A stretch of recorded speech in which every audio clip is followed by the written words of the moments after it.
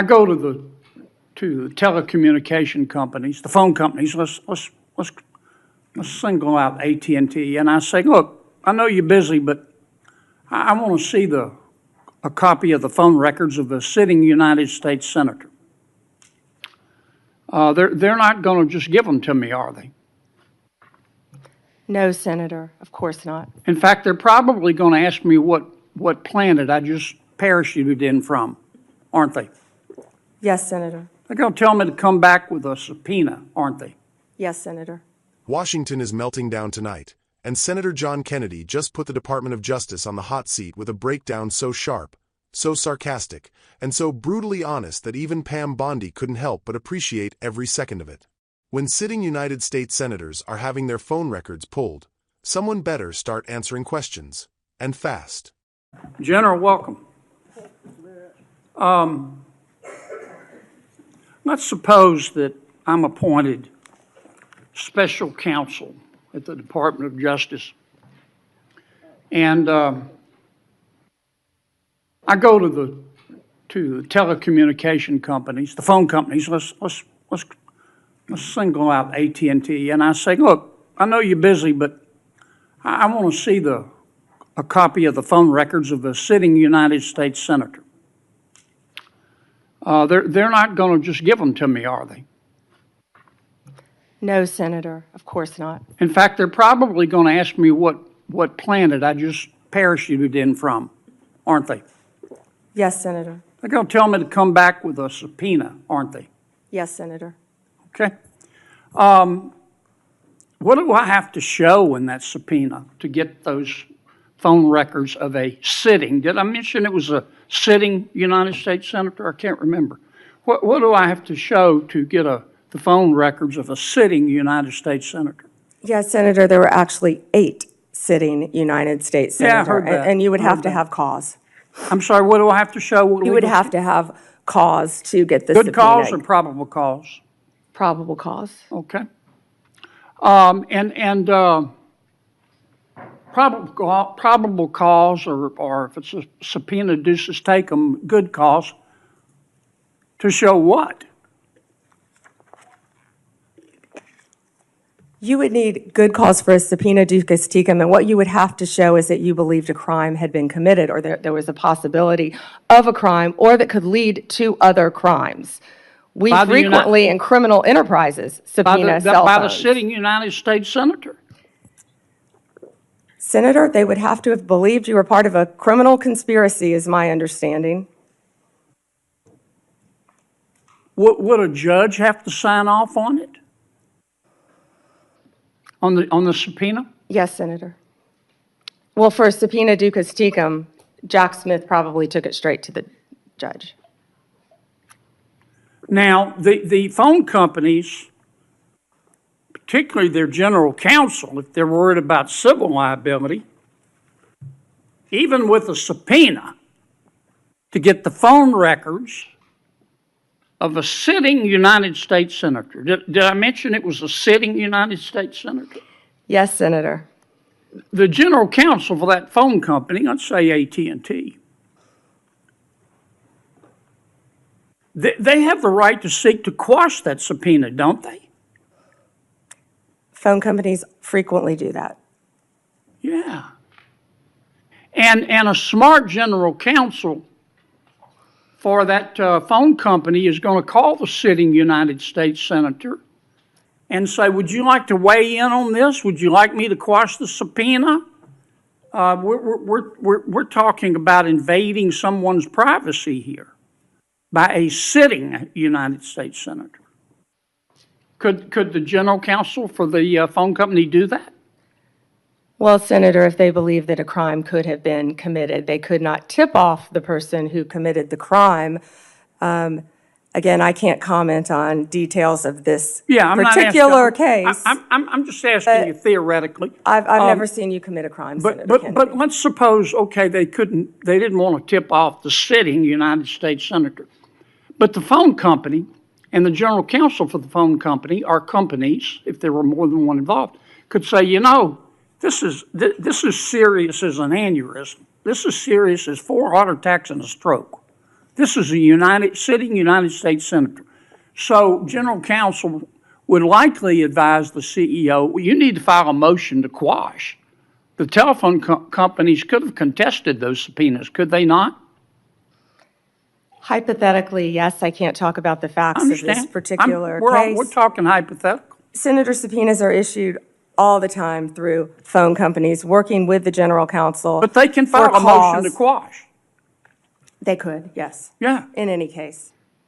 And if they should have filed a motion to quash, and a reasonable person would have filed a motion to quash, because this is a sitting United States senator, and they didn't file a motion to quash, they would incur civil liability, wouldn't they?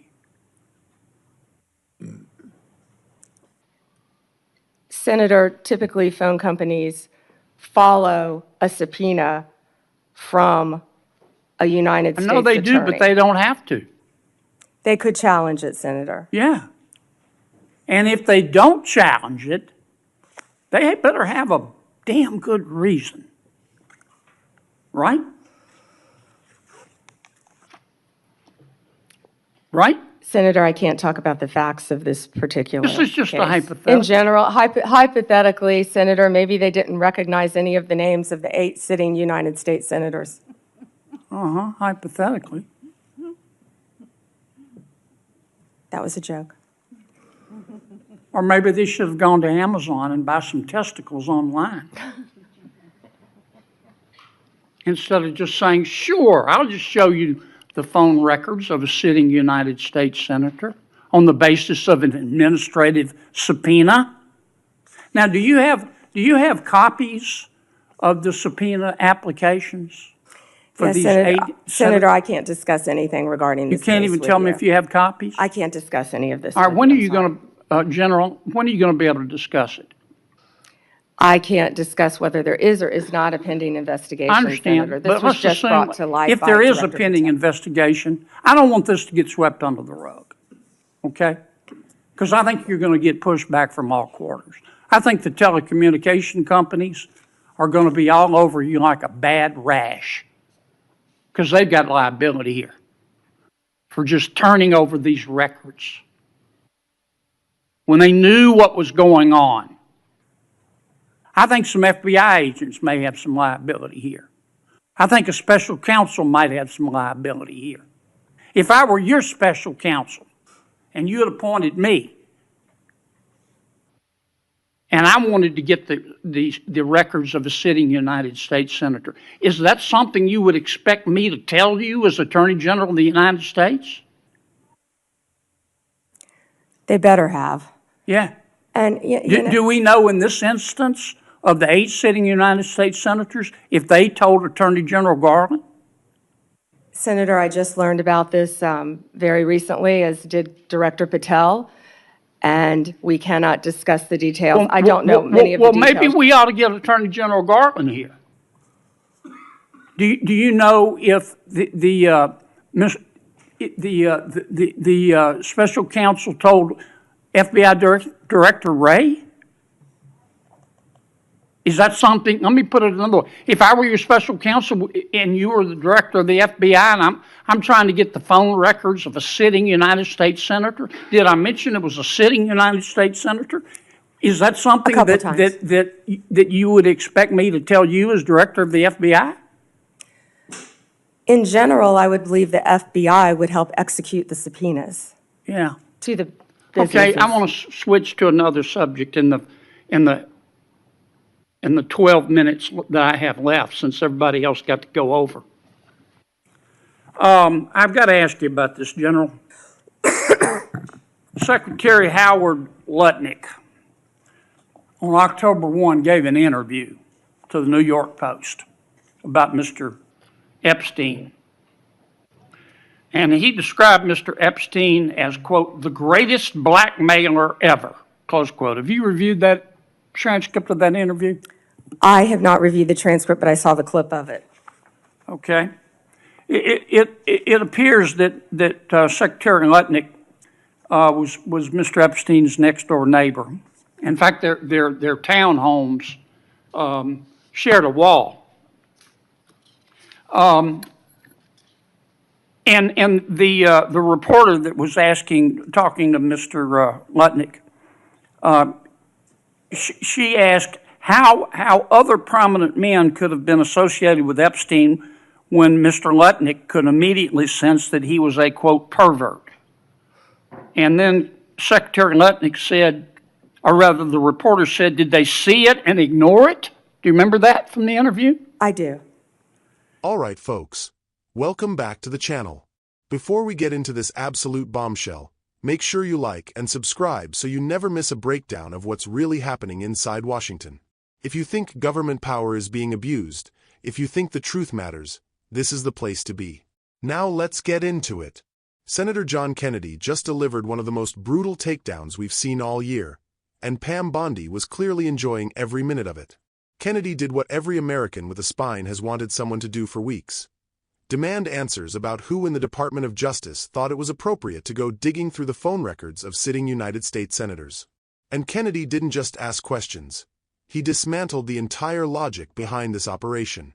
He sarcastically walked the DOJ through the basics of law, exposing exactly how outrageous, how unprecedented, and frankly how suspicious this whole situation is. He asked the DOJ witness straight up, would a phone company like AT&T hand over a senator's phone records without a proper subpoena? The answer was no. Would they need probable cause? The answer was yes. Would a judge normally have to sign off? Again, yes. And even if a subpoena was issued, the phone company could challenge it. They could push back.